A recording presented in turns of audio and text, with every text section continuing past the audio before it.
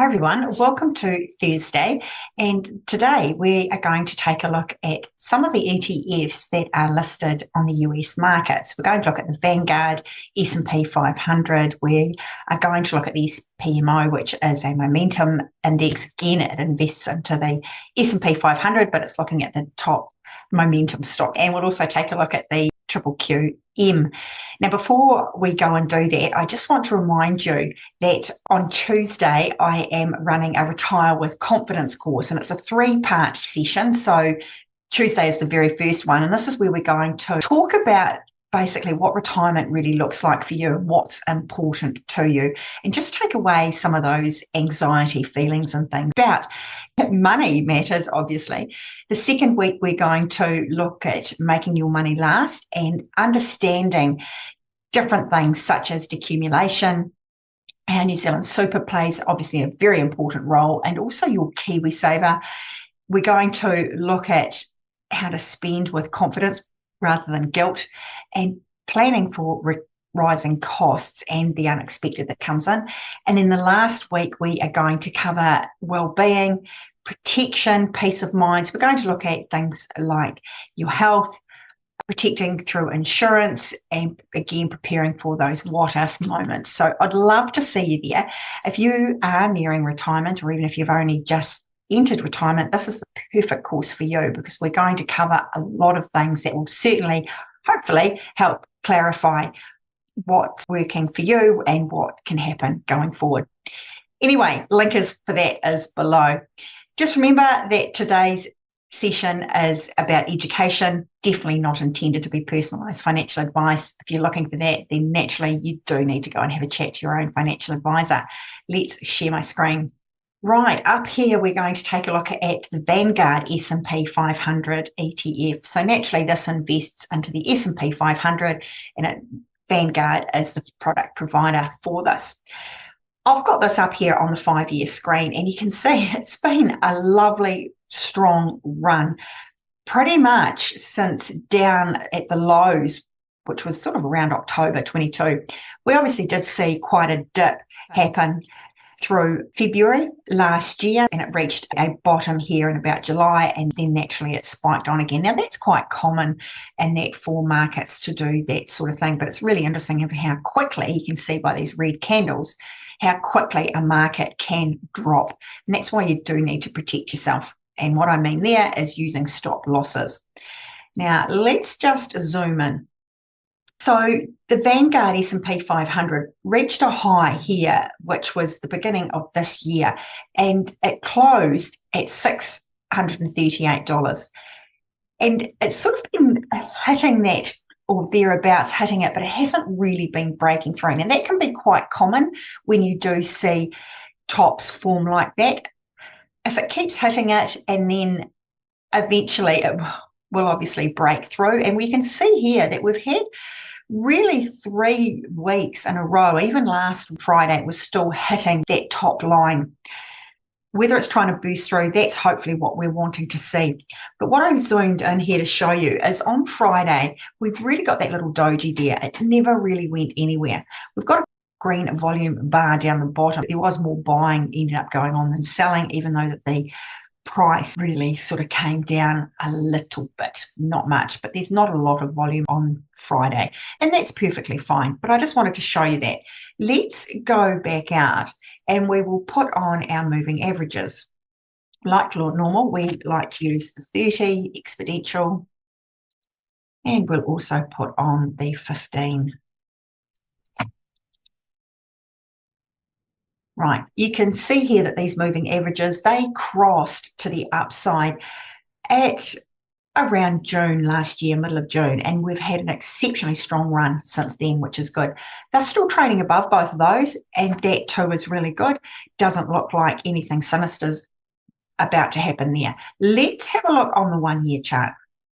Right, this 1-year chart, because it brings up the candles to daily, it's just showing a little bit different. You can see here we've got 3 red candles in a row. So the market went down for 3 days in a row, Wednesday, Thursday, Friday last week. Now for me, that is something that I do not want to see. Any more than 2 red candles, or 2 or more red candles in a row, I definitely park it. Don't necessarily completely knock it out of contention. I just park it and just keep an eye on it. And I want to see that that might just be a short-term blip before I look at entering into the market again. Now, bearing in mind, we did see last week a lot of sell-off, especially in gold and silver and the mining sectors. Huge sell-off in those areas. So just bear that in mind. Whether that has had an impact on the Vanguard, I honestly don't know, but that is something to keep in the back of your mind. And that's why I like to look for a confirmation that we're going to start seeing some more green candles, some more positive days before I would enter. Like I say, 3 days in a row there, definitely a warning flag for me. The market's still trading above both of those moving averages, which is great. However, they're certainly touching them. That's nothing untoward, but it's just those 3 red candles in a row. That's something to bear in mind. Now we're just going to look at another indicator, and it's the relative strength. Here we go, the relative RSI. We'll pop that over a 21 period. Now what this is showing is 80 mark there is overbought, 20 is oversold. I've still got this Vanguard on the daily chart. What you can see here is that little arc happening. So for me, again, I would be parking this simply because that looks like it could have crested the top and potentially on its downside. Now remember, if a share is trading up around 80, which does indicate overbought, doesn't necessarily mean to sell. Conversely, if a share is trading down around 20, which means oversold, doesn't necessarily mean buy, okay? Those are just 2 things to keep in mind. When I'm looking at the RSI, the relative strength indicator, I want to see that that is pointing upwards, which means there's still plenty of buyers in the market. Just looking at it at the moment, it looks like there's more sellers happening than buyers. So that's just another reason why I would be staying out of that particular ETF at this stage. Let's go and have a look at the QQQM. So this one's investing into the Nasdaq 100 index. So that too has been trading up around its highs. You can see that it reached a high here of the week of the 27th of October, and it was $258. Okay, we've come off it, looking a little bit like that Vanguard one. It does trade up around there, but it hasn't broken through. We've got strong volume actually when I look down the bottom, but some of these red candles where we've had down weeks, they too are very strong. That is also a negative indicator. If you've got red volume candles that are strong, that can indicate selling pressure. Let's just zoom in here. So this last red candle again was just for Friday last week. The one for the actual week, which was the candle in, you can see again that was a red candle. If you look, the little wick at the top is a lot stronger than the tail at the bottom. That again indicates selling pressure. Okay, so just keep that in mind. Let's go on to the 1 year chart, simply because it brings these candles up to daily.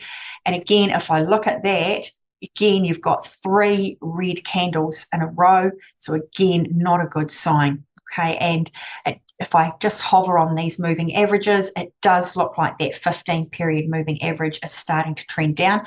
Hasn't got through the 30-period moving average yet. However, it is trending down, and the market closed below that 15-day moving average. So again, that's a negative for me. If I glance down at the RSI, again, you can see, okay, it's trading at about 51. Again, that is sloping downwards. So again, park it, hold it, just wait and see. Don't go leaping in, boots and all. Right, let's take a look at the last one, the SPMO, which is the S&P 500 Momentum Index. Right, so I've got it up here on the 5-year chart. Again, it's very similar to the Vanguard ETF S&P 500. You've had that really strong rally, and you've had some strong volume, but you're also starting to get those little red candles forming, which happened again on Friday. The moving average, whilst they haven't crossed on the 5-year chart, the market is certainly trading at that 15-period moving average just on Friday last week. The market briefly did go below it for the week. Let's go and have a look on the 1-year chart and just confirm, see what it's saying to us. And again, no surprises. We've got 3 negative weeks in a row. the moving average, you can see here that 15-day moving average crossed through the 30, and that happened on about the 16th of January. Whilst the share is trading above it, that 15-period moving average hasn't crossed up through the 30. So I want to see that it's crossed up through the 30 on both the daily charts and the weekly charts. So that's the 1-year chart, if you like, and the 5-year chart. I like to see that it's above both of those. Again, if I glance down at the RSI, same thing, it's pointing downwards. So again, all three shares to me be very, very cautionary about. Now let's take these moving averages off and we'll just go back to the 5-year chart.